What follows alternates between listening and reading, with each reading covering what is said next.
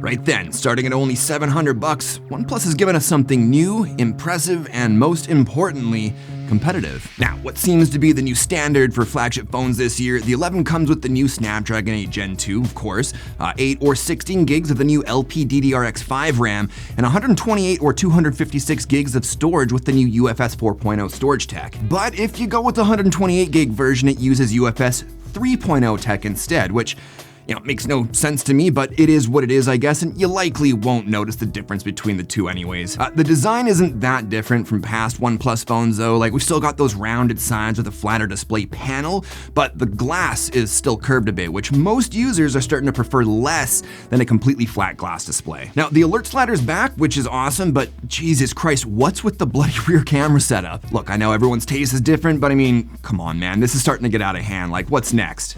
Leave your guesses down below. So the display this year is a monster. We've got a 6.7-inch QHD Plus AMOLED display with 10-bit color, 120Hz refresh rate with LTPO 3.0, so we can go from 120 all the way down to 1 Hz, saving a metric ton of battery. Has a 1000Hz touch response rate, which is crazy considering I just reviewed the Red Magic 8 Pro, which has a 960Hz touch response rate, and that's a dedicated gaming phone. It's also got a super sharp 525 ppi pixel density and a bright 1300 nits peak brightness for HDR content, which gives it support for not only HDR10+, but also Dolby Vision. Like, this is a super nice display. Unfortunately, at the moment, it causes some stuttering when scrolling in apps because of the LTPO tech not landing on an appropriate refresh rate. Like, everything smooths one moment and then you go to scroll again and you get all these like micro stutters. I can see some users confusing it for performance stutters, which at this point with these hardware specs, that's obviously not the case. So I think OnePlus needs to get on a fix for this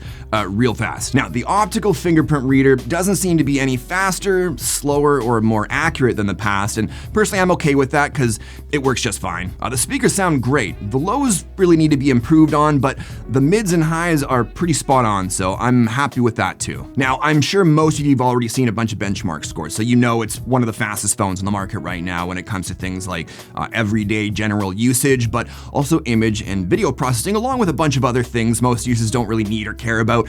But believe it or not, I'm a bit disappointed with gaming on this phone. Now, before we get to the rest, I need to do a quick plug for this video's sponsor, Epidemic Sound. Over the years, I've been asked many times where I get all the music for my videos, and it's been from Epidemic Sound. As a content creator, I know how important it is to have the right music and sound effects for my videos to create that subliminal mood I'm after for each video, and Epidemic Sound has this huge library of over 35,000 tracks and 90,000 sound effects to choose from. Actually, it's where I get that whoosh sound from when I speed ramp the slow-mo clips in some of my videos. And with Epidemic Sound, I never have to worry about copyright strikes or takedowns, which is super important. So I'm allowed to monetize my videos and can count on them staying monetized. But what's sweet is you can try Epidemic Sound for free for 30 days. Just click the link in the description to sign up and you'll get access to the entire music library. And everything you post during your trial is protected, even if you cancel. So if you're a content creator, give Epidemic Sound a try and give your content some mood. Okay, so we know the 11's got a super fast CPU, GPU, RAM, and storage, as well as a 120Hz display, so it should just kill at gaming, right? Well, I mean, you won't see any frame drops or stutters, but that's because OnePlus seems to have locked the max in-game frame rate to 60 FPS, even with all the performance settings maxed out. And every single gaming video I've seen done on the 11 shows a max frame rate of 60, so I know I'm not crazy. And there's various reasons why an OEM would do that, but I still stand by my belief that the user should get to decide how reasonably hot they're willing to let their phones get, or how long the battery will last if they want to take advantage of all the performance their phone has to offer, So in my opinion, while the Snapdragon 8 Gen 2 will benefit someone who takes and edits a lot of photos and videos with their phone, general usage performance has been pretty much flawless on Android for years now, so capping in-game performance in 2023 sort of makes the Snapdragon 8 Gen 2 kind of pointless on this phone. I mean, am I wrong? Anyways, it comes with Android 13, and I just got the January security update like a week ago, so that's good, but it comes with this oppified version of Oxygen OS. Now, a lot of people really don't like the changes compared to the more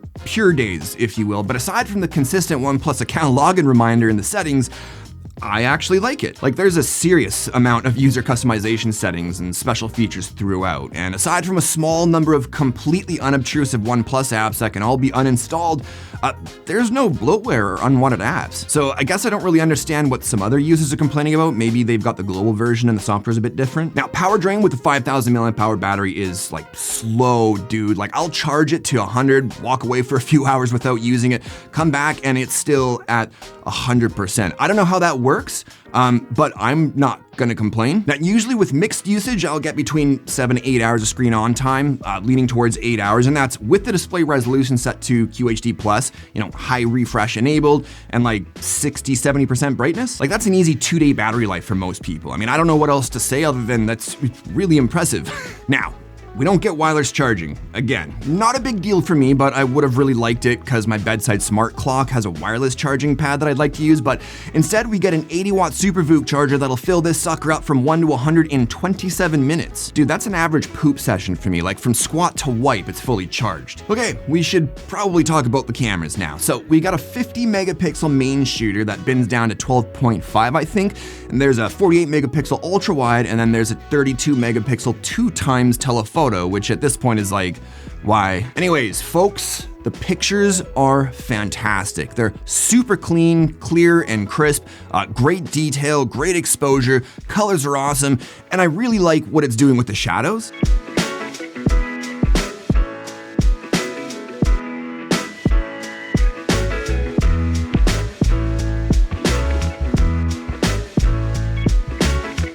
The main shooter is still a bit warmer than the ultra-wide, but they are closer in temperature than before, and the ultra-wide photos look just as good as the ones from the main. Now, I didn't bother with the telephoto because, in my opinion, 2x is kind of silly. Like, throw in at least a 5x or don't even bother. Video stabilization looks great, like right up there with the best of them, and exposure's handled really, really well here too.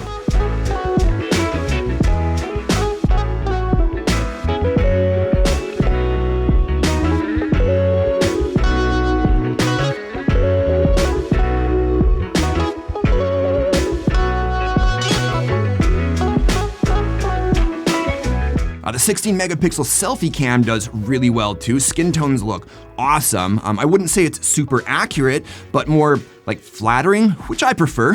And edge detection seems to do a great job also. So aside from having, in my opinion, a super fugly looking camera setup on the back, this phone takes wicked photos. Now look, I'm not a fan of the design. I feel like we've been seeing the same phone OnePlus copied from Samsung years ago over and over again, and I guess I'd like to see something new, like maybe flat sides, a more modest looking rear camera setup, and enough with the curved edges on the display already, like Jesus Christ. But the rest of the phone, aside from the frame cap and games, it's pretty bloody dope, especially starting at $700. Like, this phone's banging, so yeah, I'd throw this out there as a recommendation for sure. Anyways, that's gonna do it for this one. Make sure you subscribe, otherwise you'll miss out on my next video. But thanks as always for watching, and I'll talk to you on the next one.